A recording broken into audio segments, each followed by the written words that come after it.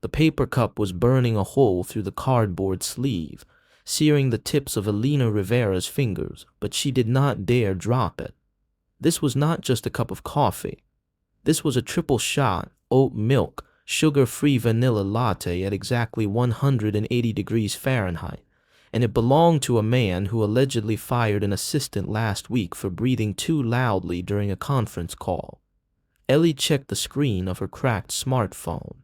7:45 a.m. She had exactly 15 minutes to get from the lobby of the Thorne Associates building to the 45th floor, navigate the labyrinth of glass and steel that Julian Thorne called an office, and place this cup on his desk without spilling a single micro drop. To the people in this building, Ellie was not a person. She was not a structural engineer with a master's degree from MIT who graduated top of her class, but was drowning in $80,000 of student debt. She was not the daughter of a mechanic who taught her how to weld before she could ride a bike. No, to Thorne Associates, she was temp number 4. That is what the white plastic security badge clipped to her thrifted, mustard yellow cardigan said. Temp number 4. She pushed through the revolving glass doors and was immediately hit by the smell of expensive ambition. The lobby of Thorne Associates did not smell like a normal office. It smelled like ozone, polished marble, and fear. The air conditioning was set to a temperature that suggested the CEO was actually a vampire who needed to preserve his own flesh. The receptionist, a woman named Janice who looked like she had been carved out of the same cold stone as the front desk, did not even look up as Ellie sprinted past.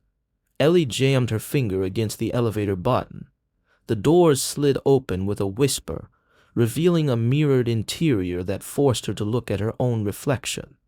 Her hair, a riot of dark curls that refused to obey the laws of physics or hairspray, was currently pulled back in a clip that was fighting for its life. Her cardigan was a bright, chaotic splash of color in a world that apparently only believed in grayscale. She looked like a sunflower that had sprouted in the middle of a concrete parking lot. The elevator shot upward. Her ears popped at floor 20. By floor 40, her stomach did a little flip. The doors opened onto the executive suite. It was silent. Not the silence of peace, but the silence of a predator holding its breath. The walls were floor-to-ceiling glass, offering a panoramic view of the Manhattan skyline. It was breathtaking. It was arrogant. It was Julian Thorne. Ellie walked quickly down the corridor, the heels of her worn-out boots clicking against the concrete floors. She reached the double doors at the end of the hall. This was it. The war room. Today was the day. The pitch for the Hudson Spire. She had heard the whispers in the break room. This project was worth $2 billion. It was going to be the tallest sustainable building in the Western Hemisphere, a vertical city, a masterpiece. If Thorne Associates landed this bid, it would cement Julian Thorne's legacy as the greatest architect of his generation. If they lost, rumor had it that the firm was leveraging everything on this. Failure was not an option. Ellie pushed the door open with her hip, balancing the coffee tray. "Mr. Thorne, I have your coffee." The words died in her throat. The room was empty. Well, not empty. It was filled with tables covered in rolled-up blueprints, abandoned tablet computers, and half-eaten bagels, but the people were gone. In the center of the room stood the model. It was magnificent. A 6-foot-tall combination of physical modeling and holographic projection. The Hudson Spire. It spiraled upward like a shard of crystal piercing the sky, twisting elegantly to minimize wind resistance. It was beautiful. Ellie set the coffee down on a side table and walked toward it. She knew she should not. She was a temp. She was supposed to drop the caffeine and vanish, but the engineer in her, the part of her that she had been forced to bury under piles of unpaid bills, could not resist. She circled the model. It was a dual-core structure, steel and reinforced glass, with a cantilevered observation deck on the 80th floor. She frowned. She leaned closer, squinting at the connection point where the observation deck met the main spine of the tower. That cannot be right. She whispered the words to the empty room. She reached out, her hand hovering inches from the delicate material. The technical specs were projected in glowing blue light next to the physical model. She scanned the numbers: load distribution, wind shear coefficient, tensile strength. Her heart skipped a beat. The math was wrong. It was not just a little wrong. It was catastrophically wrong. The load-bearing calculations for the cantilever were based on a static wind model, but at that altitude with the building's spiral shape, the vortex shedding would create a dynamic load that was 30% higher than what they had calculated. In plain English, if a strong storm hit New York, that beautiful $2 billion observation deck would snap off like a dry twig and rain glass down onto the streets of Manhattan. She looked around the room. "Hello?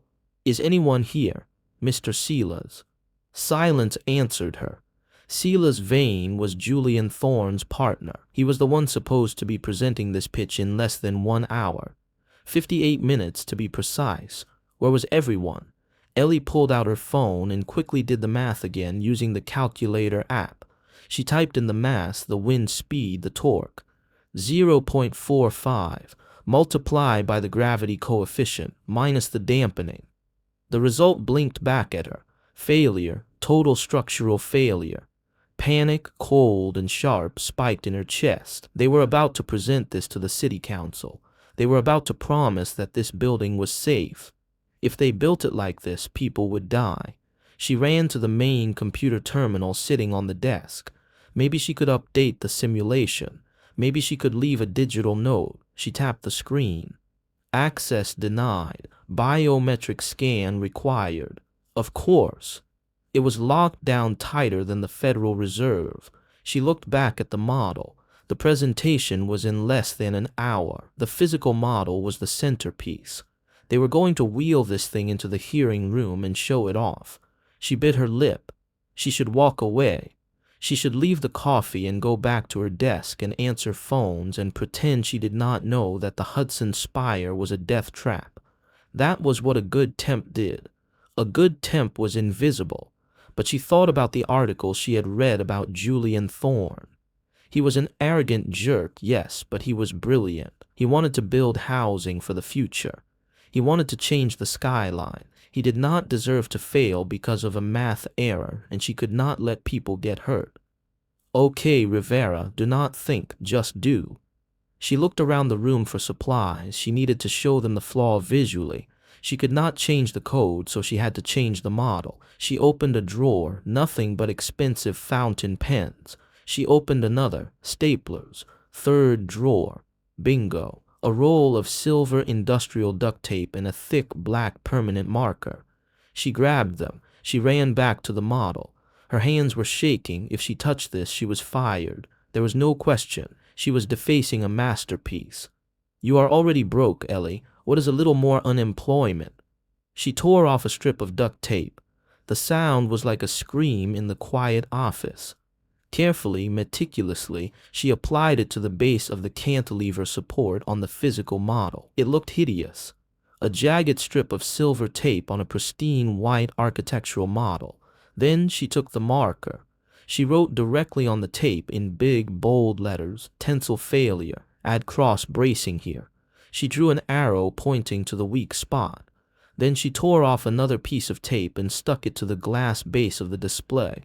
She wrote down the corrected math equation, scribbling the variables for the dynamic wind load. There. Now they cannot miss it. Step back to admire her handiwork. It looked like graffiti. It looked like vandalism. It looked like the truth. She was just capping the marker when the temperature in the room seemed to drop 10 degrees in a single second. The hair on the back of her neck stood up. She heard the sound of the double doors opening. Not with a bang, but with a smooth, heavy whoosh of air. She turned around slowly. Standing in the doorway was Julian Thorne. He was taller than he looked in the magazines. That was her first thought. He was over 6 feet of charcoal gray suit in terrifying posture. He had dark hair, cut short and precise, and eyes the color of a stormy Atlantic Ocean. Gray, cold, and currently focused entirely on her, or rather on the black permanent marker in her hand. What? He did not yell. He did not have to. His voice was a low, resonant baritone that vibrated through the floorboards. It was the voice of a man who was used to the world rearranging itself to suit his whims. Ellie swallowed hard. She tried to hide the marker behind her back, which was a stupid move, considering the damage was already done. "Mr. Thorne, I was just." Julian walked into the room. He did not walk, he prowled. He moved with a predatory grace that made the expensive Italian leather of his shoes silent against the floor. He ignored her completely and walked straight to the model. He stared at the silver duct tape. He stared at the black marker scribbles defacing his $2 billion baby. His jaw tightened. A small muscle feathered near his ear. "Who are you?" He did not look at her. He was still staring at the tape as if trying to incinerate it with his mind. "I am Alina. Ellie, I am the temp number 4. He finally turned to look at her. His gaze swept over her chaotic curls, her mustard yellow cardigan, her worn-out boots. He looked at her as if she were a smudge on a camera lens. "You are fired." He said it simply, without emotion, just a fact. "The sky is blue. Water is wet. You are fired. Wait, please, just look at what I wrote. Get out." Julian turned back to the model, reaching out to rip the tape off. "Do not touch that." The shout escaped Ellie's mouth before she could stop it. Julian froze. He turned back to her, and this time there was genuine shock in his eyes. Nobody yelled at Julian Thorne. "If you remove that tape, the visual balance will return to the default, and you will not see the torque issue." "Torque issue." Julian narrowed his eyes. He took a step toward her. The air in the room felt suddenly very small. "You are a temp. You answer phones. You fetch coffee. You do not talk to me about torque." "I am an engineer." Ellie stood her ground, though her knees were knocking together. "And your partner, Mr. Silas, he messed up the math. The wind load on the cantilever is calculated for a static breeze, not a vortex. If you build it like that, the first nor'easter that hits the city will snap that deck off and kill everyone inside." Julian stared at her. For a long moment, the only sound was the hum of the holographic projector. Then he looked back at the model. He looked at the equation she had scrawled on the tape. He leaned in close, his eyes tracking the variables. Ellie watched him. She saw the moment his brain engaged. She saw the calculations running behind those stormy gray eyes. He stood up straight. He looked at the tape. Then he looked at the coffee cup she had placed on the table. "Where is Silas?" He asked the question to the room, but his eyes were on Ellie. "I do not know. The room was empty when I came in." Julian pulled out his phone. He dialed a number. He waited. No answer. He cursed, a sharp, violent word that sounded elegant in his accent. He looked at his watch. "The hearing starts in 45 minutes. He looked at Ellie again. This time he really looked at her. He looked at the intelligence in her eyes, the defiance in her posture. He reached out and ripped the tape off the glass base, crumpling it in his hand. "Get out of my building." "What? But I just saved your—" "Security will escort you. If I see you on this property again, I will have you arrested for corporate sabotage." He turned his back on her. Ellie felt the sting of tears in her eyes. Not tears of sadness, but tears of pure, hot rage. She had just saved his reputation, and he was treating her like a criminal. "Fine." She grabbed her bag. "Good luck with your falling building, Mr. Thorne. I hope the lawsuits are worth it." She turned and marched out of the room, her head held high, even though her heart was breaking. She did not slam the door. She did not have to. The silence she left behind was loud enough. Down on the street level, the city was waking up. Taxis honked, steam rose from the subway grates, and people rushed past with their heads down, focused on their own survival. Ellie stepped out of the revolving doors and took a deep breath of exhaust fumes and cold morning air. She was unemployed. Again. Her phone buzzed in her pocket. A notification from her bank. Account balance $12.14. She laughed, a dry, humorless sound. That was not even enough to buy a drink to drown her sorrows. She started walking toward the subway. She had to go home, update her resume, and start begging for shifts at the bakery again. Maybe she could sell the mustard cardigan. It was vintage, technically.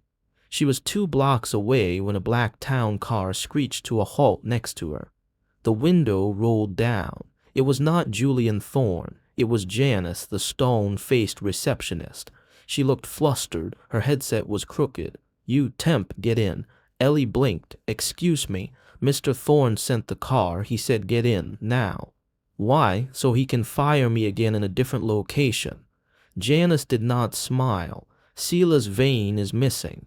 The digital files are corrupted. The only accurate representation of the Hudson Spire left in existence is the physical model you vandalized with duct tape." Ellie stared at her. So, Janice said, unlocking the door. "Mr. Thorne needs you to hold the tape in place while he presents it to the city council." Ellie looked at the car. She looked at the subway station entrance that smelled like old urine. She looked at her bank notification. She opened the car door. "I am charging overtime," she said. Janice just rolled her eyes and hit the gas before Ellie had even buckled her seatbelt. The city council hearing room was less of a courtroom and more of a theater for bureaucrats who liked the sound of their own voices. It was a cavernous hall with mahogany paneling, velvet drapes, and a row of judges sitting on a raised dais like gods looking down on mortals. The room was packed. Reporters, rival architects, city planners. And in the front row, looking like a golden statue of self-satisfaction, was Marcus Sterling. Sterling was Julian Thorne's arch-nemesis. Where Julian was dark and brooding, Marcus was all blonde hair, white teeth, and cheap charm. He ran Sterling Developments, a company known for building fast, building cheap, and covering it up with excellent marketing. Ellie stood at the back of the room, clutching the heavy base of the physical model. Her arms were burning. This thing weighed at least 30 pounds. Julian was at the podium. He looked calm, but Ellie could see the tension in his shoulders. He was alone. No Selas, no digital presentation, just him and his silver tongue. "Council members," Julian said, his voice smooth. "Innovation requires risk, but it also requires precision." Mr. Thorne, the head councilwoman, interrupted. She was a woman with glasses so thick they could probably see into the future. "We have reviewed the proposal from Sterling Developments. Their tower is cost-effective and safe. Your proposal seems incomplete. Where is your lead engineer? Where are your final stress test simulations?" Julian paused. He did not look back at Ellie. "My engineer was detained by a medical emergency. A lie, a smooth one, and the simulations corrupted by a server error." Murmurs rippled through the room. Marcus Sterling turned around and smirked at the audience. He leaned over to the man next to him and whispered loudly enough for half the room to hear. "Server error. Translation, the math does not work." Julian gripped the podium. "The math is sound. I can walk you through the equations manually." "Manually?" Sterling stood up. He smoothed his expensive suit jacket. "Julian, please. This is a $2 billion project, not a high school science fair. If you cannot show us the data, you do not have a bid." The councilwoman nodded. "I am afraid Mr. Sterling is right. Without the simulations or the lead engineer to verify the structural integrity, we cannot move forward." She raised her gavel. "Motion to dismiss the Thorne Associates proposal and award the contract to Sterling Developments." "Wait." The voice was loud, shrill, and completely out of place in the dignified room. Every head turned. Ellie Rivera was marching down the center aisle. She was still wearing the mustard cardigan. She was sweating, and she was carrying the giant architectural model like a sacred relic. She tripped on a loose piece of carpet. She stumbled. The model flew out of her hands. Time seemed to slow down. Ellie watched in horror as the plastic and glass tower sailed through the air. It was going to shatter. It was going to break into 1,000,000 pieces just like her career. But it did not shatter. It hit the floor with a dull thud and slid across the polished wood, stopping right at the feet of Marcus Sterling. It stayed in one piece. Why? Because of the silver industrial duct tape wrapped firmly around the base. Silence filled the room. Ellie scrambled to her feet, adjusting her glasses, which were now crooked. She ran to the model and picked it up. It is okay. It is fine. See? Structurally sound. She placed the model on the table in front of the judges. And who might you be? The councilwoman asked, looking at Ellie as if she were a raccoon that had wandered into a cathedral. Ellie took a deep breath. She looked at Julian. He was staring at her with an expression she could not read. Was it anger? Relief? She looked at Marcus Sterling, who was laughing. Is this a joke, Julian? Sterling asked. You brought your maid. Ellie straightened her spine. The fear evaporated, replaced by the same cold anger she had felt in the office. I am not his maid, she said, her voice clear and steady. I am the interim lead structural engineer for the Hudson Spire. The room gasped. Julian's eyebrows shot up so high they almost disappeared into his hairline. Sterling laughed harder. Look at you. You look like you sell incense at a farmer's market. Ellie smiled. It was a sharp, dangerous smile. And you, Mr. Sterling, look like you calculate wind resistance by sticking your wet finger in the air. The laughter in the room died instantly. Ellie turned to the judges. The reason the digital files are corrupted is irrelevant. The math is right here. She pointed to the duct tape. The original design had a flaw in the cantilever torque, a flaw that would have been catastrophic, but we fixed it. She grabbed a marker from the table and started drawing on a whiteboard that had been set up for Sterling's presentation. She drew freehand, her lines straight and confident. She drew the vortex shedding. She wrote out the differential equations. She spoke about Reynolds numbers and damping ratios. She spoke the language of steel and physics, and she spoke it fluently. We added cross-bracing to the internal skeleton, she explained, tapping the board. This increases the tensile strength by 40%. It allows the building to flex with the wind rather than fight against it. It is not just a building. It is a living thing. She turned to Sterling.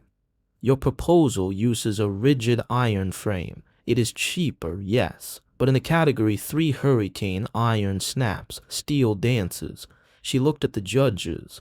Do you want a building that stands still and breaks? Or do you want a building that dances and survives? Silence. Absolute silence. Then the head councilwoman leaned forward. She adjusted her glasses. She looked at the whiteboard.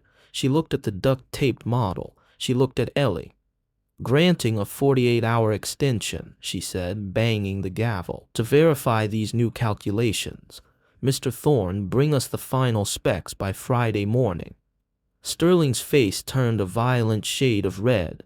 Julian Thorne let out a breath he seemed to have been holding for 20 minutes. He walked over to Ellie. He stood next to her, towering over her in his impeccable suit.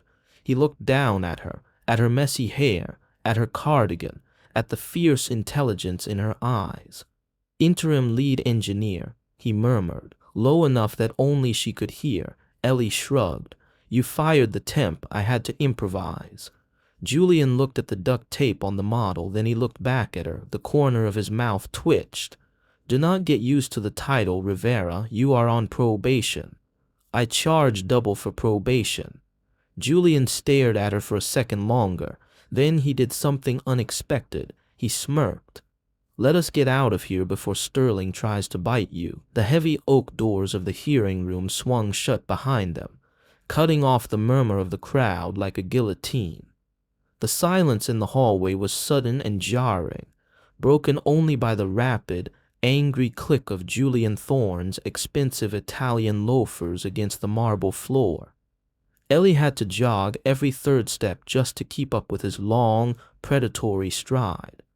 The adrenaline that had carried her through the presentation was beginning to fade, leaving behind a shaky, hollow feeling in her knees and a very distinct awareness that she was still clutching a mustard yellow cardigan like a security blanket. Mr. Thorne, wait.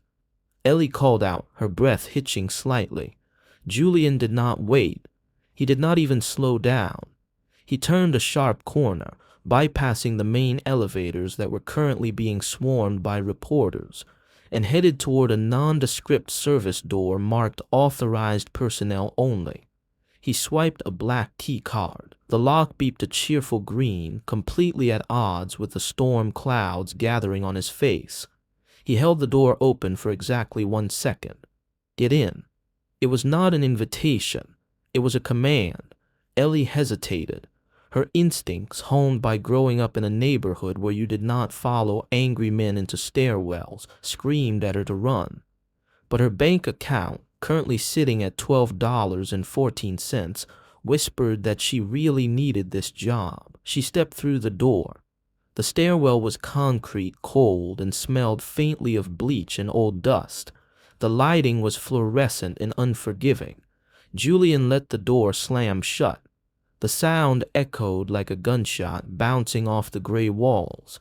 He turned on his heel and loomed over her. In the hearing room, he had been the composed, charming architect. Here, in the harsh light of the stairwell, he looked dangerous. He looked like a man whose carefully constructed world had just been cracked open by a girl in thrift store boots. "Who are you?" He asked the question quietly, but the intensity in his gray eyes pinned her to the wall. "I told you, I am Elena Rivera." "Do not lie to me, Rivera." Julian took a step closer. He was close enough now that Ellie could smell him. He did not smell like bleach. He smelled like cedarwood, rain, and something sharp like crushed mint. It was intoxicating. It was annoying. Temps do not know about vortex shedding. Temps do not correct differential equations in front of the city council. Temps do not save $2 billion projects with a roll of duct tape. He braced one hand against the wall next to her head, boxing her in. "So I will ask you one more time. Who sent you? Was it Sterling? Is this a double bluff? Did he hire you to humiliate me by making me rely on an amateur?" Ellie felt a spark of indignation flare in her chest, hot enough to burn away the intimidation. "An amateur?" She laughed, a sharp, incredulous sound. "Mr. Thorne, I have a Master of Science in Structural Engineering from MIT. I graduated summa cum laude. My thesis on seismic dampening in high-density urban environments was published in the Journal of Modern Architecture." Julian blinked. The anger in his eyes faltered for a fraction of a second, replaced by genuine confusion. "MIT? Yes, MIT. Then why," he gestured vaguely at her entire existence, "are you delivering coffee and wearing that?" He looked at her mustard cardigan with the same expression one might look at a roadkill raccoon. "Because, Mr. Thorne, contrary to what you might believe from your penthouse view, degrees do not pay the rent." Ellie crossed her arms, lifting her chin. "I have $80,000 in student loans. My mother needed surgery last year that insurance would not cover. I have been applying to firms for 6 months, but apparently, unless you have an uncle on the board or a suit that costs more than a Honda Civic, nobody is hiring junior engineers." She took a breath, poking him in the chest with a finger. A very bold move, considering he could probably buy her entire family tree. "So I took a temp job. I thought if I could just get in the building, maybe someone would notice I can do more than answer phones. I did not expect to get fired for fixing your partner's mistake." Julian stared at her finger on his chest. He looked at her face. He looked at the fire in her eyes. Slowly, the tension left his shoulders. He did not step back, but the aggression faded, replaced by a calculating, intense curiosity. "You noticed the torque error in 3 minutes. 2 minutes, actually. You talk a lot." Julian's lips twitched, a ghost of a smile. "And the cross-bracing solution, how long did that take you?" "Seconds. It is the only logical fix without redesigning the entire core." He studied her. He looked at her as if she were a puzzle he could not quite solve, and Julian Thorne hated unsolved puzzles. 48 hours. What? The council gave us 48 hours to finalize the specs. He pushed off the wall, adjusting his cufflinks. Silas is gone. My lead engineer is missing in action. And you are the only person who understands the new math because you are the one who wrote it on a whiteboard with a permanent marker. He looked her in the eye. I am rehiring you for 48 hours. Ellie blinked. You are. Yes, your title is interim lead engineer. Your rate is whatever double your temp rate was. $15 an hour, doubled is $30. Ellie scoffed. Mr. Thorne, consulting fees for a project of this magnitude usually run around $300 an hour. Julian raised an eyebrow. You are negotiating. You have $12 in your bank account. How do you know that? I know everything. He turned and started walking down the stairs, his voice echoing back up to her. $5,000, flat fee, for 2 days of work. If we secure the bid on Friday, I will consider a permanent position. Ellie's jaw dropped. $5,000. That was 3 months of rent. That was a chunk of her loan. That was freedom. She scrambled down the stairs after him. Deal, but I need half up front. You will get it when we get to the car. They descended 3 flights of stairs in silence, the rhythmic clack of their shoes the only sound. They reached the basement level, pushed through a heavy steel door, and stepped into the VIP parking garage. The air here was different, heavier. It smelled of gasoline, rubber, and damp concrete. The lighting was sparse, pools of yellow sodium glare fighting against deep shadows. Julian walked toward a sleek gunmetal gray Aston Martin parked in a reserved spot near the exit ramp.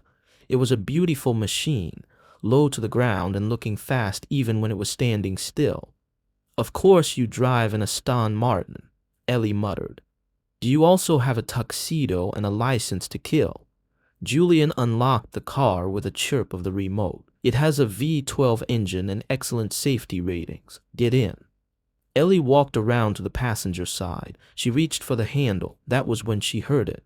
The sound was low at first, a guttural growl that vibrated in her chest, an engine revving. She looked up. At the far end of the garage, in the shadows of the turning ramp, a pair of headlights flicked on.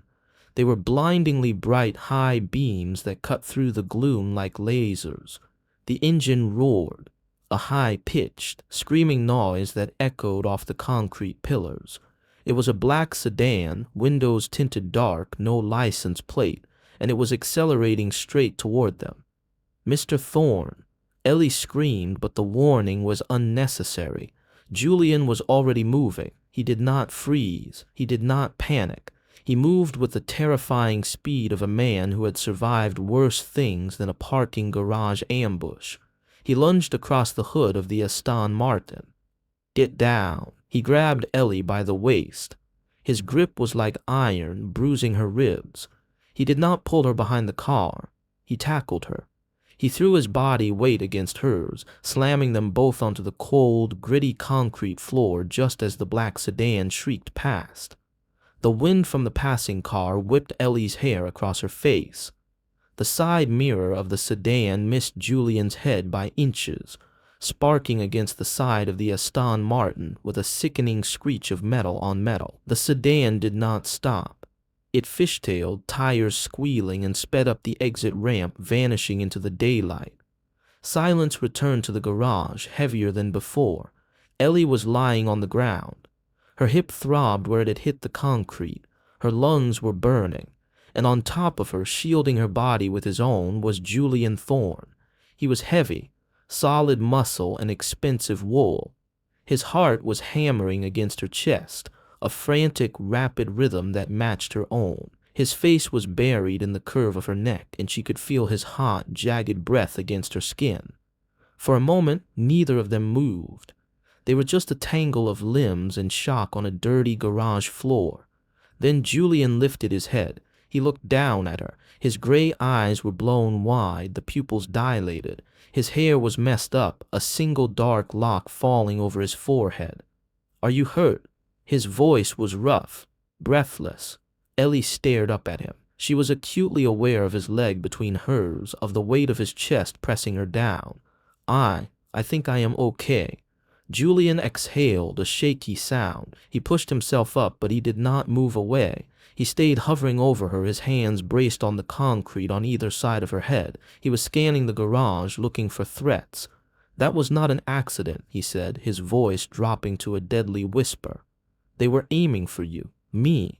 Ellie squeaked. Why me? I am just the temp. Julian looked back down at her. His gaze dropped to her lips, then snapped back up to her eyes. Not anymore, he said.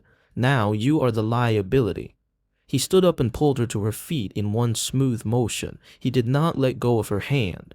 Get in the car, Rivera. We are not going back to the office. Where are we going? Ellie asked, dusting off her cardigan, her hands trembling uncontrollably. Julian opened the passenger door and practically shoved her inside. He leaned in, his face inches from hers as he buckled her seatbelt for her. My place, he said. It is the only place in this city I can guarantee is secure. He slammed the door shut and rounded the car. As the Aston Martin roared to life, peeling out of the garage, Ellie looked out the window at the blurred city streets. $5,000, she thought. She really should have asked for 10. The drive to the Upper East Side was a blur of motion and terrified silence. The Aston Martin cut through the midday Manhattan traffic like a shark swimming through a school of slow, clumsy tuna. Julian drove with one hand on the leather-wrapped steering wheel and the other holding his phone to his ear, barking orders in a language Ellie assumed was high-level corporate paranoia. Garrick, code black, we have a breach. Yes, the garage. 2 hostiles in a sedan. Plates were removed. Ellie sat pressed against the passenger door, gripping the handle so hard her knuckles were turning white. The leather seat was heated, but she felt cold all the way to her bones. Secure the perimeter at the Spire site, Julian continued, his voice devoid of emotion. And send Team Bravo to Queens. I will text you the address. Ellie's head snapped up. Queens. Why are you sending people to Queens? Julian ignored her, listening to the voice on the other end of the line. Thorne. Ellie reached out and grabbed his arm. The wool of his suit jacket was soft, but the muscle underneath was tense as steel. Why are you sending people to Queens? Julian finally glanced at her. He pulled the phone away from his ear.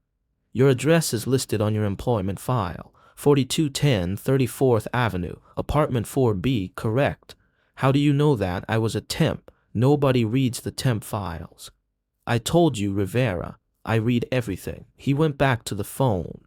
Garrick, execute. I want 24-hour surveillance.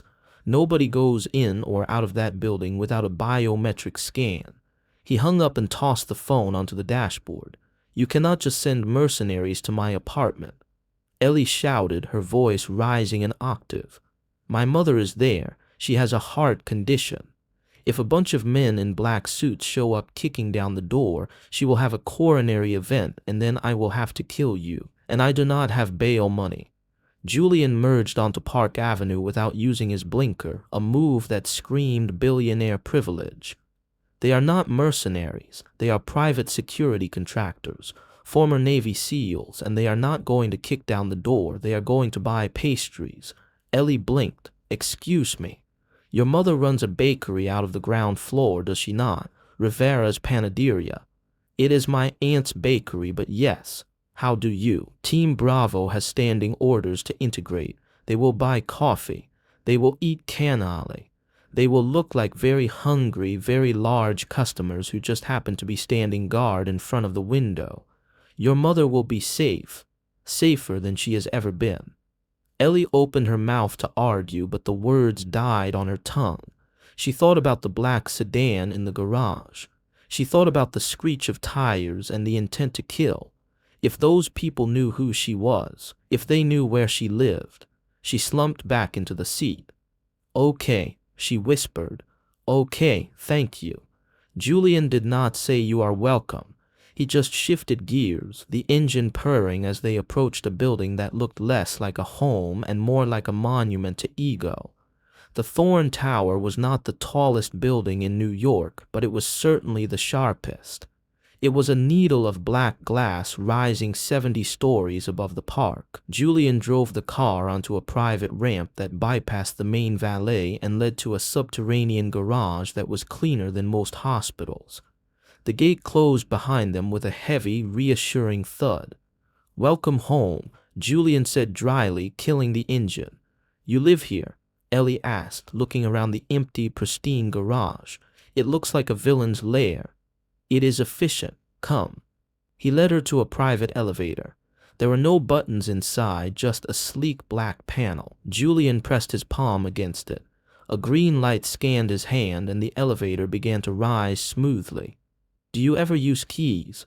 Ellie asked, trying to fill the silence. "Or is everything in your life operated by body parts? Keys can be stolen. Biometrics are harder to replicate unless someone cuts off my hand." "Do not tempt me," she muttered. Julian looked at her sideways. For the first time since the garage, the tension in his jaw relaxed slightly. "You are surprisingly chatty for someone who was almost vehicular manslaughtered 10 minutes ago." "I talk when I am nervous. It is a defense mechanism. My sister says I filibuster my own anxiety." "Your sister, Sophia, the graphic design student." Ellie groaned, covering her face with her hands.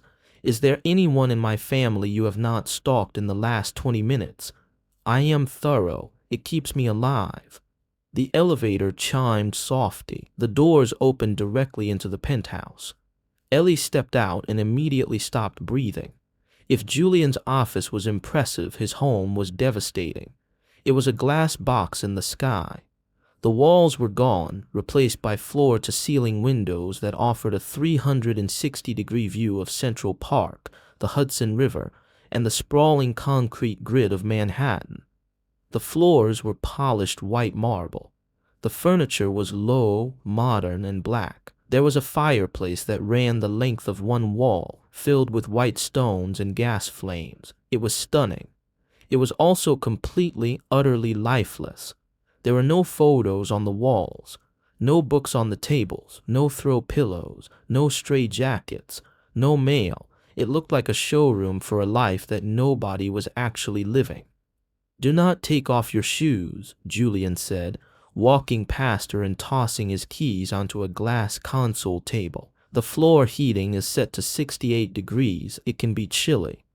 "You live in a refrigerator," Ellie whispered, hugging her mustard cardigan tighter around herself. "A very expensive, very beautiful refrigerator." "It is clean," Julian corrected. "I like clean." He walked over to a wet bar built into the wall. "Water, whiskey, Xanax." "Water, please. I cannot afford a Xanax addiction." Julian poured a glass of sparkling water from a crystal decanter and handed it to her. The glass was heavy, etched with geometric patterns. "Make yourself comfortable," he said, loosening his tie.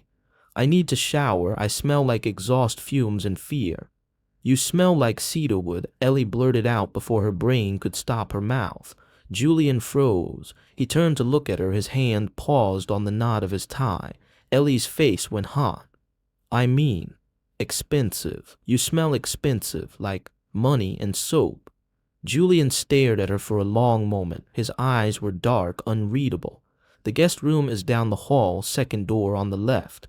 There is an en-suite bathroom. You will find fresh towels and, well, probably nothing else. I do not have many guests." "I figured," Ellie said, looking around the barren apartment. "It is not exactly cozy. Where do you keep the live, laugh, love sign?" "In the incinerator," Julian deadpanned. He turned and walked toward a spiral staircase made of floating glass steps. "Do not open the door for anyone," he called back. "Not even if they claim to have pizza, especially if they claim to have pizza. I did not order pizza." "What are we going to eat then?" Ellie shouted after him.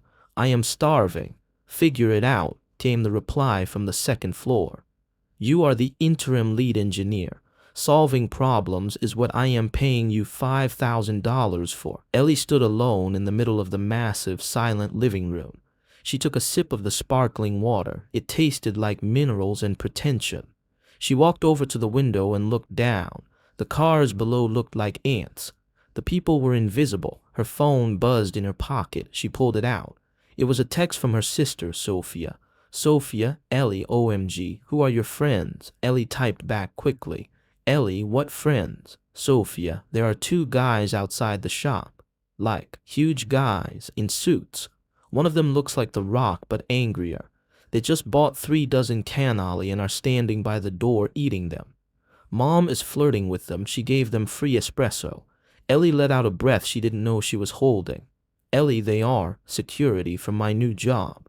Sophia, new job. I thought you got fired. Ellie, it is complicated. Just tell Mom to be nice to them and stay inside. She put the phone away. He had done it. He had actually done it.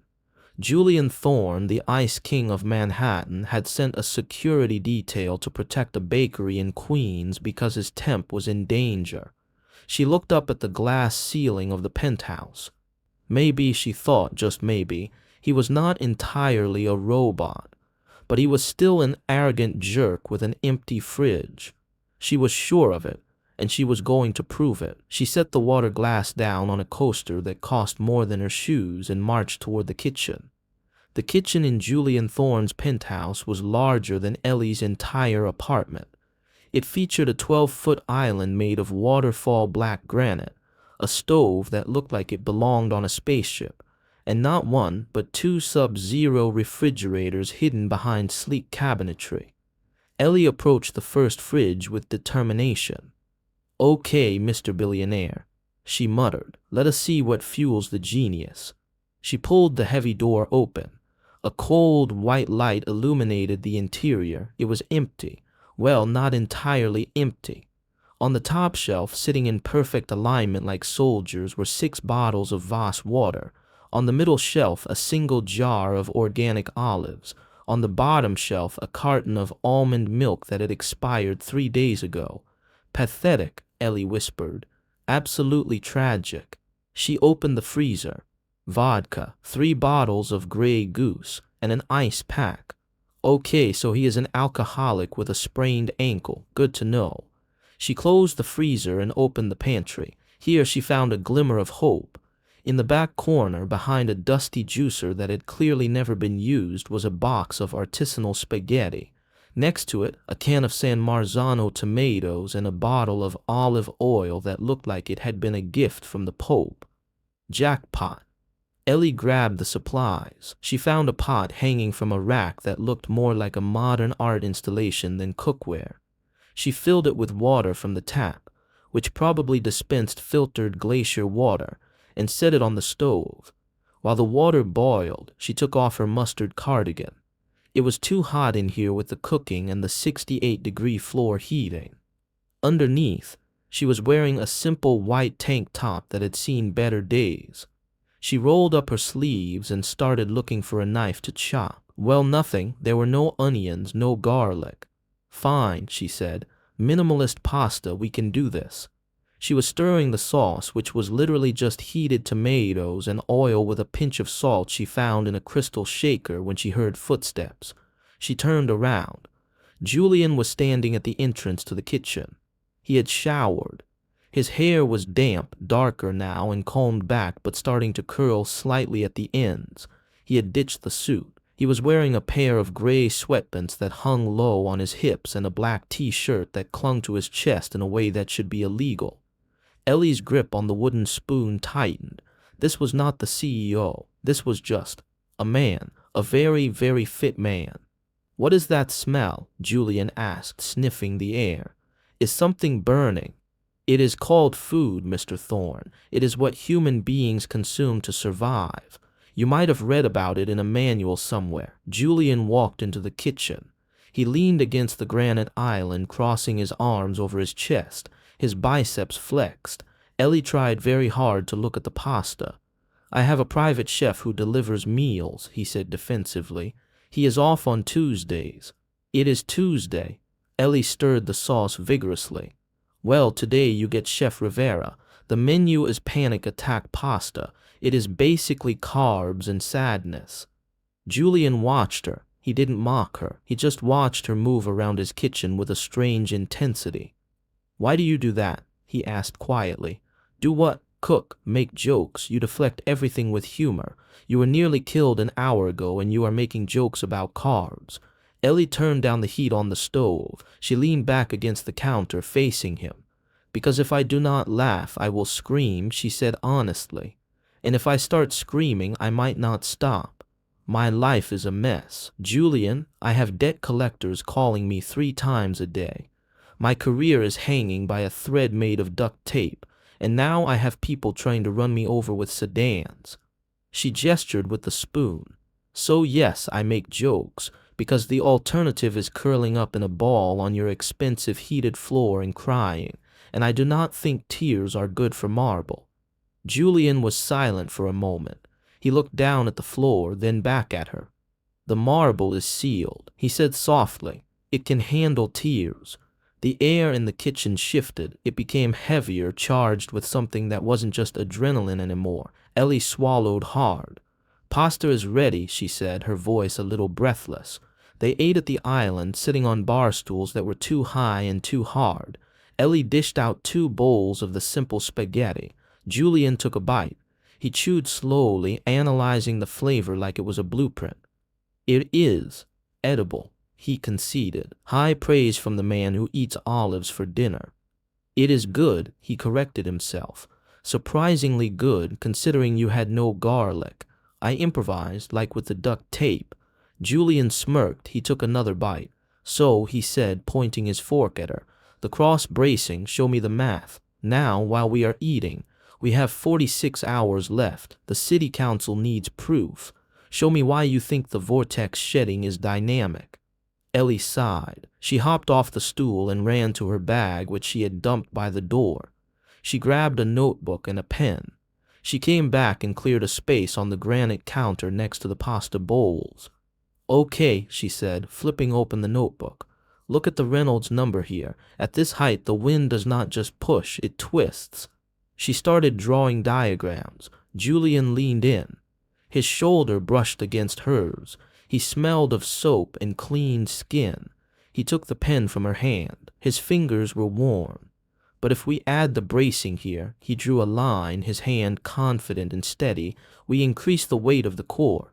That throws off the foundation load. Not if we use a composite alloy, Ellie countered, grabbing the pen back.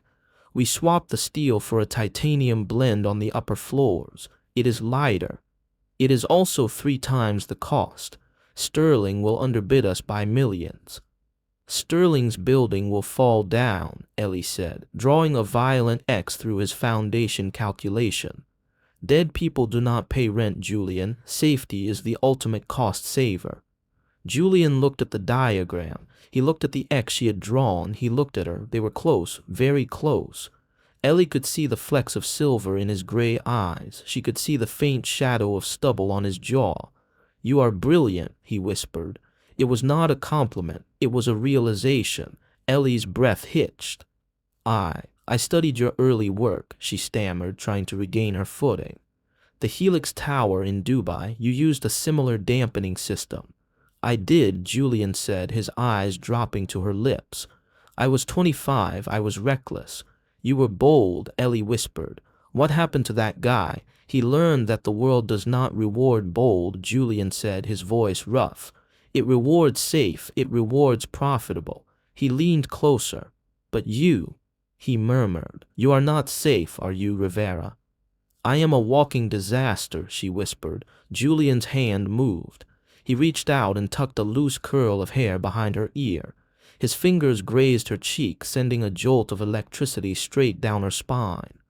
Disasters can be beautiful, he said. He tilted his head. He was going to kiss her. Ellie knew it. She could feel the gravitational pull between them, stronger than any wind load. She closed her eyes. Beep, beep, beep. The sound was shrill and piercing. They both jumped apart as if they had been electrocuted. Julian swore, running a hand through his hair. The perimeter alarm, he said, his voice instantly cold and professional again. He pulled a tablet from under the counter and tapped the screen. Ellie's heart was pounding so hard she thought it might crack a rib. Is it them? She asked. The sedan guys. Julian frowned at the screen.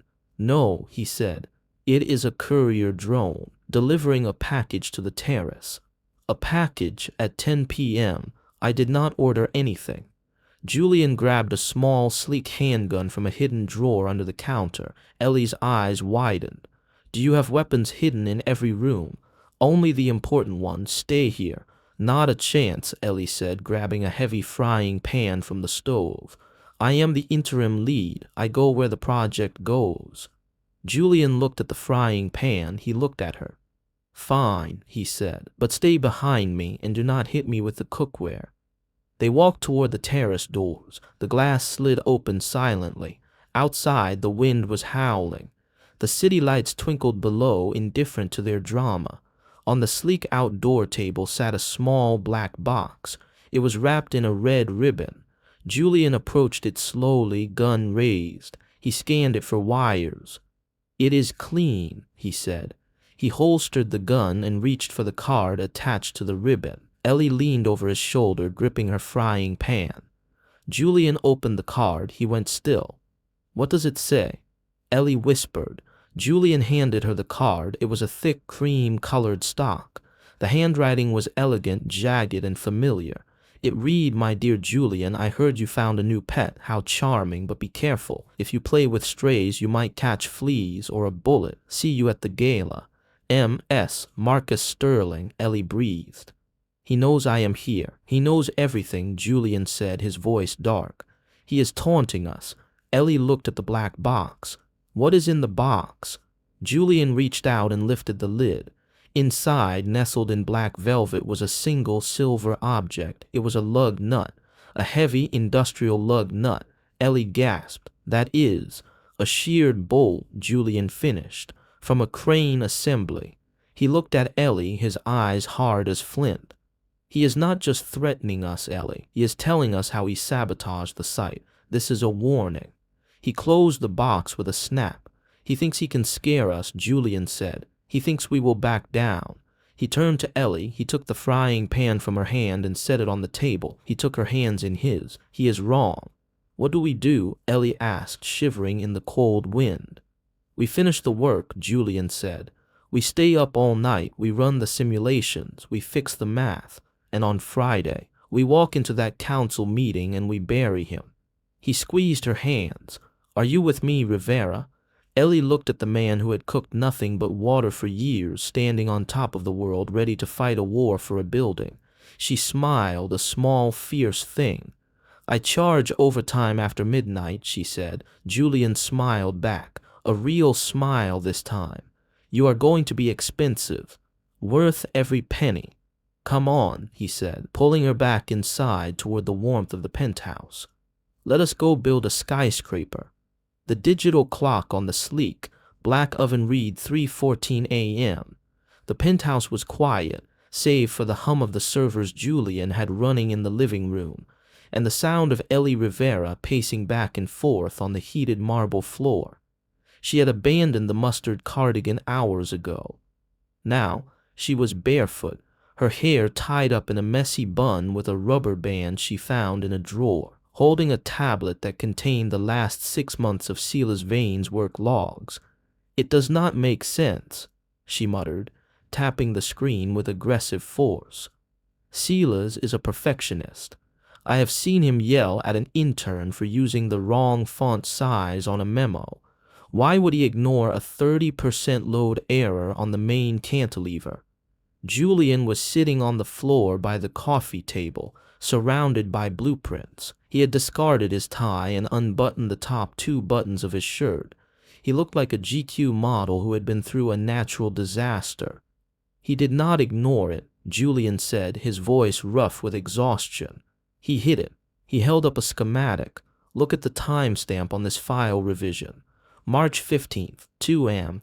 Ellie squinted at the paper. That is, 3 months ago. Exactly. The original specs were correct. The dynamic wind load was accounted for, but on March 15th, someone went into the master file and manually overrode the safety parameters. Who? The login ID belongs to Sela's. Julian dropped the paper. He rubbed his face with his hands, a gesture of pure defeat that made Ellie's chest ache. He sold me out, Julian whispered. My partner, my friend for 15 years, he sold me out for. What money? He is already rich. Ellie looked at the tablet again. She scrolled through Silas's calendar. Maybe it was not about money, she said slowly. Maybe it was leverage. She zoomed in on a date, March 14th, the day before the override. Julian, look at this. Julian crawled over to where she was standing. He looked at the screen. A meeting, a lunch meeting at Le Bernardin with M.S. Marcus Sterling. Julian growled. Okay, so Sterling took him to lunch. That proves they met. It does not prove sabotage. We need something concrete, something that links Sterling directly to the file override. Ellie paced again. Her brain was whirring like a hard drive. Think, Ellie, think. You are the invisible temp. You see everything. What did you see? She closed her eyes, replaying her days at the office. The smell of coffee, the sound of the printer, the way Silas always threw his jacket on the chair. Wait, her eyes snapped open. The gym bag, she said. Julian looked up. What? Silas. He is a creature of habit, right? He goes to Equinox every morning at 6 a.m. He brings his gym bag to the office. He keeps it under his desk until he leaves at 7 p.m. So, Ellie said, her voice rising with excitement. Yesterday morning, when I brought the coffee, the gym bag was there under his desk. And when I went back to get the model, it was still there, but Silas was gone. She looked at Julian. He never leaves without that bag. It has his protein powder and his lucky lifting straps. If the bag is still there, it means he left in a hurry, or he was forced out. Or, Julian said, standing up slowly, he left something inside it that he did not want to carry on him. We have to go back to the office, Ellie said. Julian looked at the window. It was pitch black outside. The building is on lockdown. My security team has the perimeter sealed. If we go in, we risk alerting whoever is watching. We do not go in through the front door, Ellie said, a mischievous grin spreading across her face. I know a way in, the loading dock. The night shift janitor, Mr. Henderson, leaves the side door propped open so he can smoke. Julian stared at her. You want to infiltrate my own high security headquarters through a smoking exit. Do you want to win, Mr. Thorne? Or do you want to follow the rules? Julian looked at her. He looked at the determination in her eyes. He looked at her bare feet on his marble floor. He grabbed his car keys. Put your shoes on, Rivera. We are going to steal a gym bag. The loading dock of Thorne Associates smelled of diesel and damp cardboard. It was 4:15 a.m. Ellie and Julian huddled behind a dumpster watching the steel door. This is ridiculous, Julian whispered. I own this building. I should not be hiding behind garbage. SHH, Ellie hissed. You are compromising the mission. The mission? Julian raised an eyebrow. You have watched too many movies. Just then the door creaked open. An older man in a blue jumpsuit stepped out, lit a cigarette, and leaned against the frame. That is Mr. Henderson, Ellie whispered. He takes exactly 7 minutes to smoke. We have to move when he turns his back. Or, Julian said, standing up and brushing dust off his $5,000 suit. I could just talk to him. No, he does not know you. He thinks the CEO is a myth. But Julian was already walking. Good evening, Julian said, his voice projecting smoothly. Mr. Henderson jumped, nearly dropping his cigarette. He squinted into the darkness. Who is that? Delivery? Something like that, Julian said, stepping into the light. I forgot my key card. Do you mind? Mr. Henderson looked at Julian. He looked at the suit. He looked at the watch that cost more than Henderson's house. You work on the 40th floor? Henderson asked skeptically. 45th, Julian corrected. Right, the fancy floor. Henderson moved aside. Go ahead, but do not tell the boss I was smoking.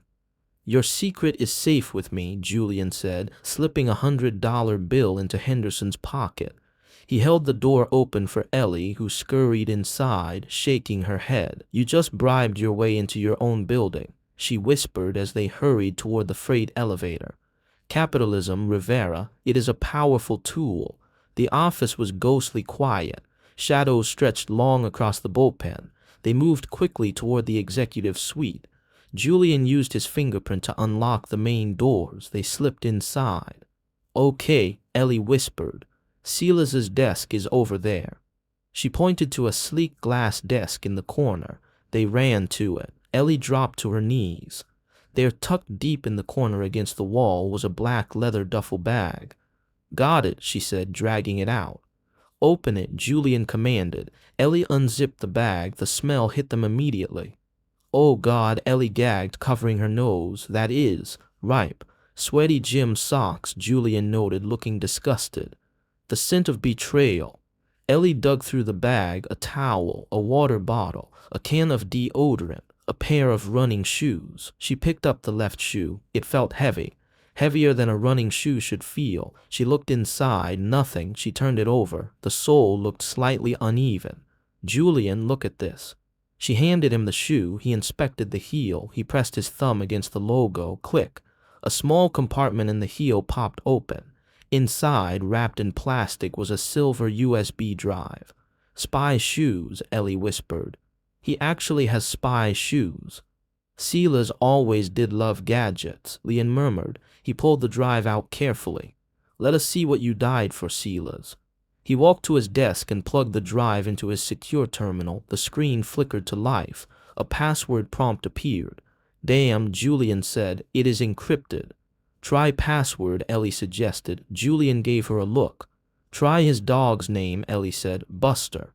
Julian typed it in. Access denied. Try his birthday. Access denied. Try. The project name, Hudson. Access denied. System lockout in one attempt. Julian froze. One more try and it wipes the data, he said, his hand hovering over the keyboard. Ellie bit her lip. She thought about Silas, the perfectionist, the man who cared about the details. Julian, she said softly, the torque error, the specific number. What? The error I found. The load-bearing calculation was off by exactly a factor of 3.14. Pi. Yes. Silas loves math jokes. He thinks they are hilarious. Try the first 8 digits of pi. Julian looked at her. That is a long shot, Rivera. We are living on a long shot. Do it. Julian took a deep breath. He typed 3.1415926. He hit enter. The screen turned green. Access granted.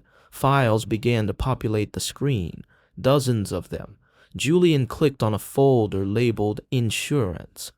It opened to reveal a series of bank transfer records. Oh my God, Ellie breathed. $47 million, Julian Reed, his voice cold as ice. Transferred to an offshore account in the Caymans from a shell company called Pinnacle Holdings.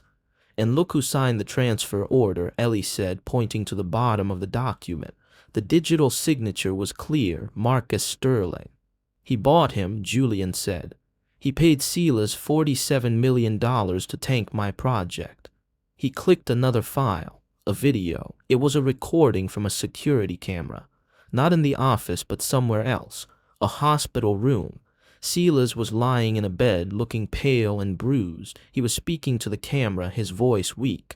Julian, if you are seeing this, I am sorry they have my daughter, Sterling. He said if I did not upload the virus, he would. The video cut out. Silence filled the room. Heavy, suffocating silence. He did not sell me out, Julian whispered. He was being blackmailed. He slammed his fist onto the desk. That bastard, that golden-haired, cheap suit-wearing bastard. He looked at Ellie. His eyes were burning with a terrifying intensity. We have the proof. We have the transfers. We have the confession. We have everything, Ellie said. Then let us go, Julian said, pulling the drive out of the computer. We have a city council meeting to crash. The sun was rising over Manhattan as the Aston Martin sped back toward the Upper East Side. The sky was a bruised purple bleeding into gold. The hearing is at 9 a.m., Julian said, glancing at the dashboard clock. It is now 6 a.m. We have 3 hours. I need to go home, Ellie said, looking down at her tank top and sweatpants. I cannot face the city council looking like I just rolled out of bed. No time, Julian said, and no going back to Queens. It is too far. But I have nothing to wear. My cardigan is. Well, it is dead to me now. Julian glanced at her. You need armor, he said. If we are going to war, you need to dress like a soldier. He pulled out his phone and dialed a number. Elena, wake up. I need the boutique opened in 20 minutes. Yes, the flagship on 5th Avenue. No, not for me, for a woman's size. He looked at Ellie. He scanned her body with a clinical yet heated gaze that made her toes curl. Size 4, curvy, and Elena. Bring the power collection. He hung up. The power collection, Ellie asked. Does it come with a cape? Better, Julian said. 20 minutes later, they were standing inside a private showroom on 5th Avenue. The store was closed to the public, but the lights were blazing. A woman with impeccable posture and a tape measure around her neck was waiting for them. Mr. Thorne, she said, nodding. And this must be the emergency. This is Elena Rivera, Julian said, the interim lead engineer of the Hudson Spire. She needs to look like she owns the building, not like she is visiting it. Elena nodded. She looked at Ellie. Come with me, dear. Ellie followed her into a dressing room that was larger than her bedroom. For the next hour, it was a blur of silk, wool, and terrifyingly high heels. Ellie tried on a dress. Too soft, Julian called from the waiting area. She tried on a skirt suit. Too secretary, he critiqued. Finally, Elena brought out a garment bag that looked heavy. Try this, she said. It is midnight blue Italian wool, bespoke tailoring. Ellie stepped into the trousers. They fit like a second skin. She buttoned the blazer. It nipped in at her waist and flared slightly at the hips. The shoulders were sharp enough to cut glass. She looked in the mirror. The girl looking back was not temp number 4. She was not the girl with the student loans and the cracked phone screen. She looked powerful. She looked dangerous. She looked like the kind of woman who could stare down a billionaire and win. She stepped out of the dressing room. Julian was checking his emails on his phone. He looked up. He stopped. He stood up slowly. He walked toward her, his eyes traveling from the sharp point of her heels to the lapels of the jacket, finally resting on her face. Well, Ellie asked, feeling suddenly shy. Is it okay? It is not okay, Julian said, his voice low. It is lethal. He reached out and adjusted her collar, his knuckles grazing her neck. Sterling will not know what hit him. Good, Ellie said, smoothing the fabric, because I am ready to hit him very hard. Julian checked his watch. 8:15, we have to move. He offered her his arm. Ready to go make history, Miss Rivera. Ellie took his arm. It felt solid, real. Ready, Mr. Thorne. The city council chamber was buzzing like a beehive that had been kicked. It was 8:55 a.m. Marcus Sterling was already at the podium. He looked refreshed, rested, and smug. He was joking with the council members, showing them a rendering of his proposed tower, a blocky, safe, iron-framed monstrosity. As you can see, Sterling said, his voice oozing charm, the Sterling Tower is a practical solution. We do not need risky spirals. We need stability. And we certainly do not need architects who rely on interns and duct tape. Laughter rippled through the room. Mr. Thorne has not arrived, the head councilwoman noted, checking the clock. If he is not here in 5 minutes, the bid goes to Sterling Developments by default. Sterling smiled. Perhaps he got lost, he said. Or perhaps he realized that no amount of math can save a sinking ship. He turned to the audience. Thorne Associates is a relic. They are stuck in the past. We are the future. Boom. The double doors at the back of the room flew open with a force that rattled the windows. Every head turned. Julian Thorne stood in the doorway. He looked impeccable. He looked furious. And beside him stood Elena Rivera. She walked in, her heels clicking a sharp, rhythmic beat against the floor. The midnight blue suit caught the light, making her look like a storm cloud in human form. She was carrying a laptop. Sorry we are late, Ellie said, her voice projecting to the back of the room without a microphone. We had to pick up some trash. She walked straight down the center aisle, Julian right beside her. Sterling's smile faltered. Trash? He asked. Yes, Ellie said, reaching the front table. She plugged the laptop into the main projector system. We found something interesting in a gym bag. She hit a key. The screen behind the judges flickered. It was not a blueprint. It was the bank transfer record, $47 million, from Pinnacle Holdings to S. Vane, signed Marcus Sterling. The room went dead silent. "What is this?" Sterling stammered, his face draining of color. This is fabricated, is it?" Julian stepped forward. "We have the metadata, we have the routing numbers, and we have a confession from Silas Vane." He played the video. Silas's voice filled the room, shaky and terrified. "Sterling," he said, "if I did not upload the virus." The head councilwoman stood up. Her face was pale. "Mr. Sterling," she said, her voice trembling with rage, "is this true?" "No, of course not. This is a deepfake. They are trying to frame me." "And the lug nut?" Ellie asked. She reached into her pocket and pulled out the heavy silver bolt they had received by drone. She slammed it onto the table. "You sent this to us last night, a threat, a promise that you had sabotaged the crane." She looked at the judges. This man did not just try to cheat. He tampered with a construction site. He put lives at risk. He threatened my family. She pointed a finger at Sterling. "He does not care about stability. He cares about winning, and he is willing to kill for it."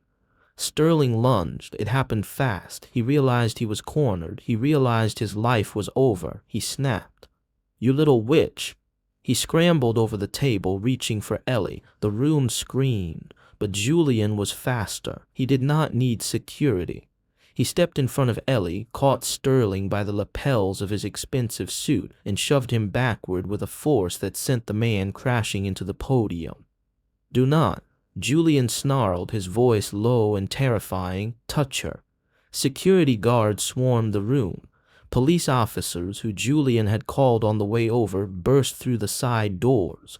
"Marcus Sterling," an officer shouted, "you are under arrest for corporate espionage, extortion, and attempted assault."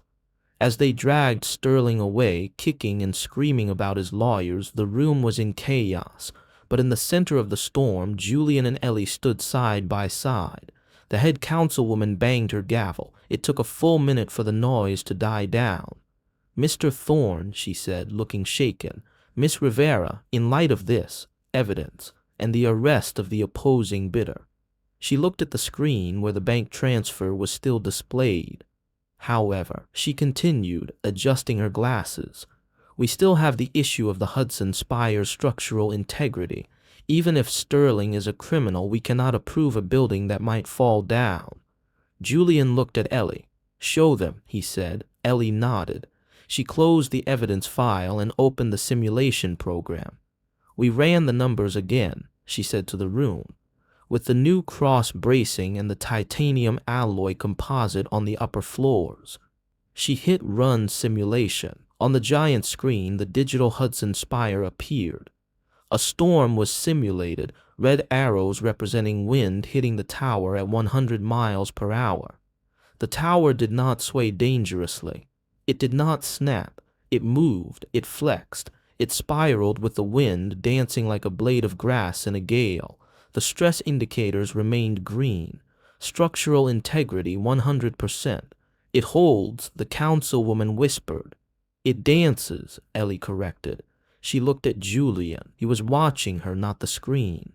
He was looking at her with an expression of pure, unadulterated awe. "The bid," the councilwoman announced, slamming the gavel down, "is awarded to Thorne Associates." Cheering erupted. Reporters flashed their cameras. Julian grabbed Ellie's hand. He pulled her close. "We did it," he shouted over the noise. "We did it," she laughed, the adrenaline finally crashing over her. "You are not a temp anymore, Rivera," Julian said, his eyes shining. "You are a partner." Ellie smiled. "Does that mean I get a raise?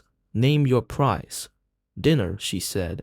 "Real food, not olives." Julian laughed. It was a sound of pure joy. "Deal."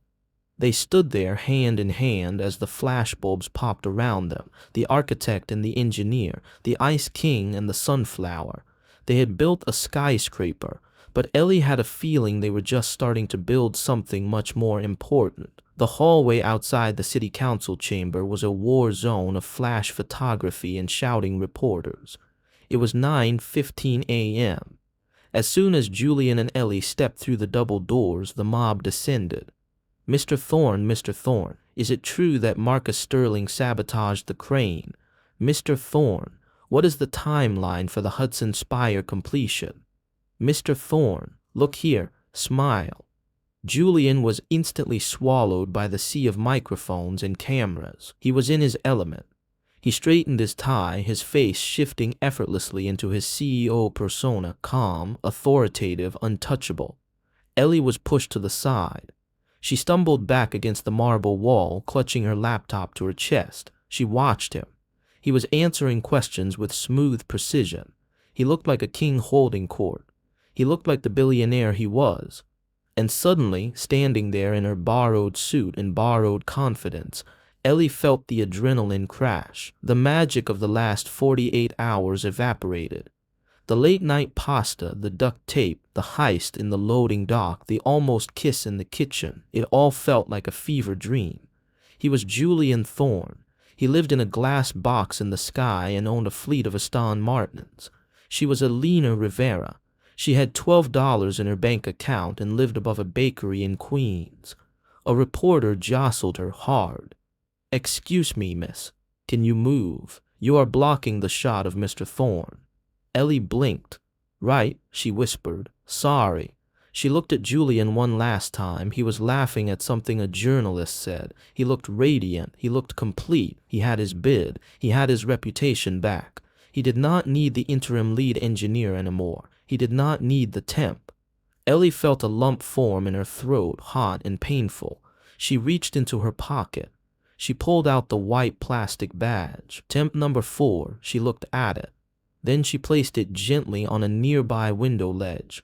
She did not say goodbye. She did not want to see the polite dismissal in his eyes. She did not want to hear him offer to write her a recommendation letter. She turned and walked away. She walked past the cameras. She walked past the security guards. She walked out of the heavy glass doors and onto the busy street. The wind hit her face. It was cold. She hailed a taxi. It was a reckless expense, but she could not face the subway right now. "Where to?" the driver asked. "Queens," Ellie said, leaning her head against the cool window. 34th Avenue. As the taxi pulled away, merging into the traffic, she did not look back at the city council building. She did not look back at the man who had almost kissed her.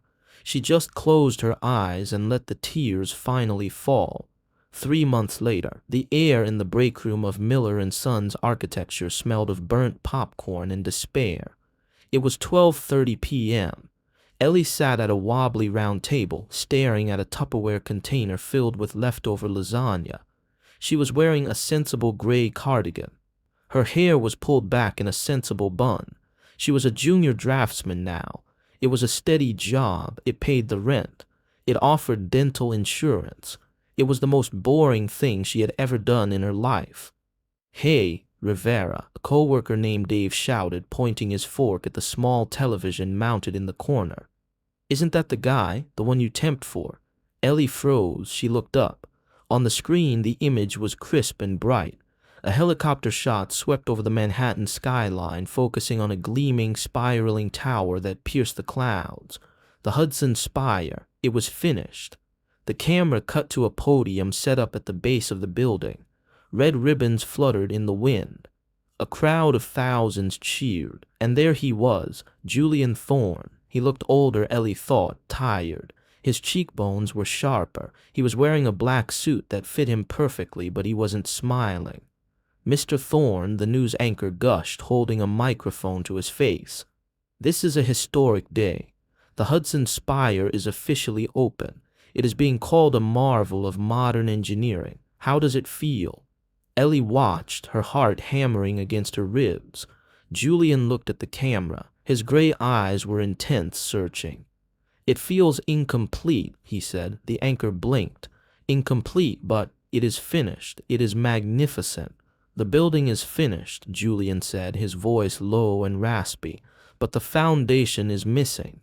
He reached into his pocket. He pulled out something small. It was a roll of silver industrial duct tape.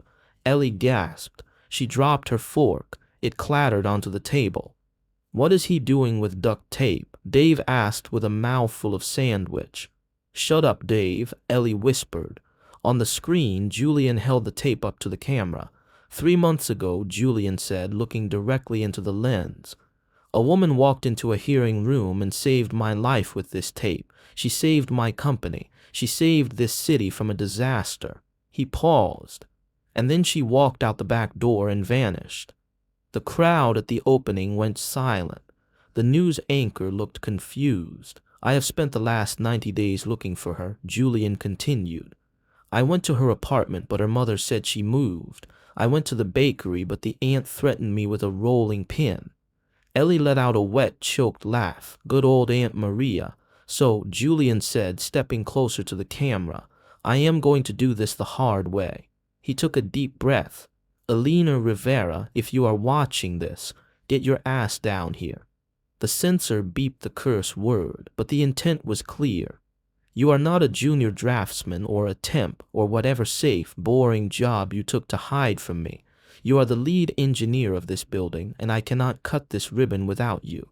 He held up a pair of giant ceremonial scissors. I will wait, he said. I will wait all day.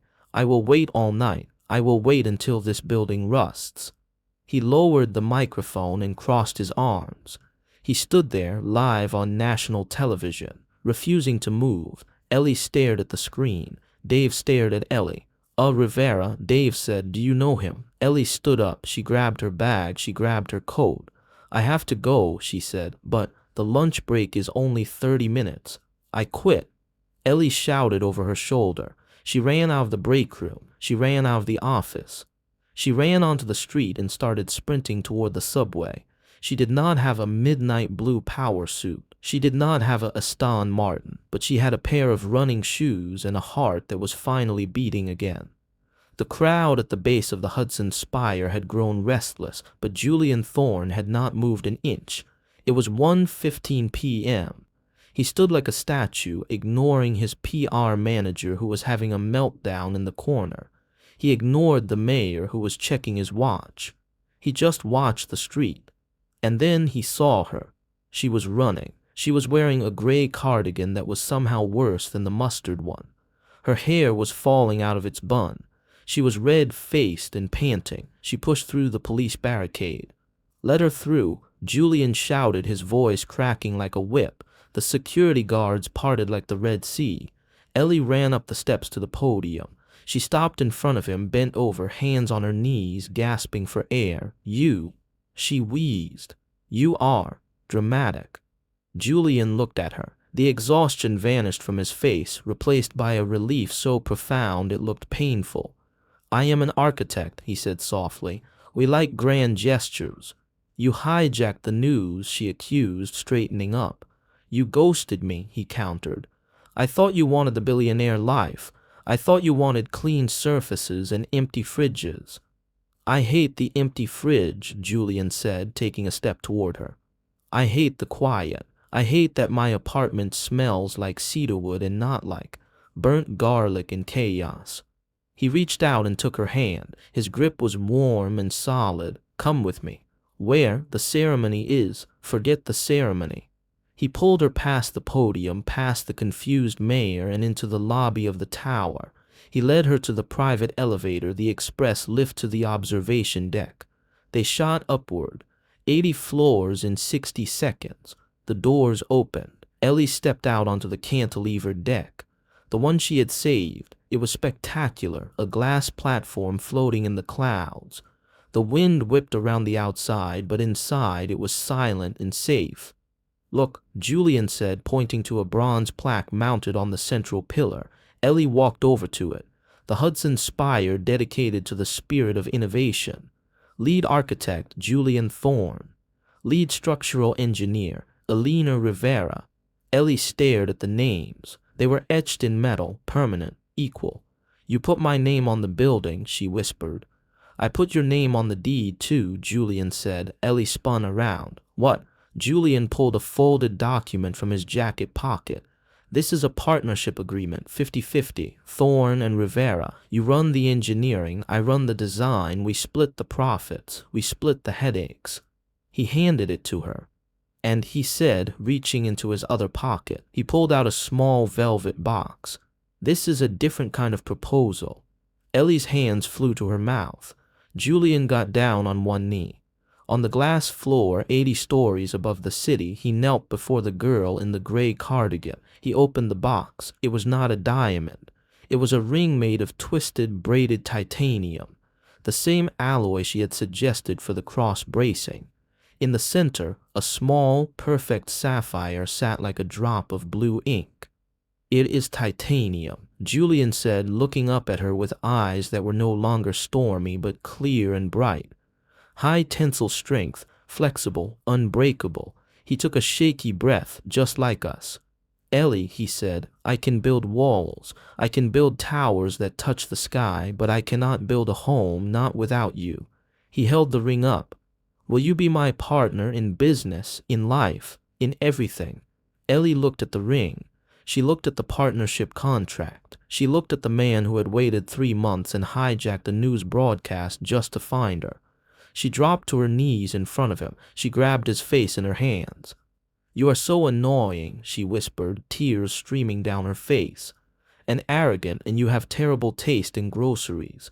Julian smiled, a real, unguarded, beautiful smile. Is that a yes? Yes, Ellie said. Yes, you idiot, yes. He kissed her. It was not a polite kiss. It was desperate. It was hungry. It tasted of 3 months of silence and a lifetime of waiting. Above them, the wind howled around the spire, testing the steel, pushing against the glass. But the building held. It danced. And 80 floors above the streets of New York, Julian Thorne and Elena Rivera danced with it.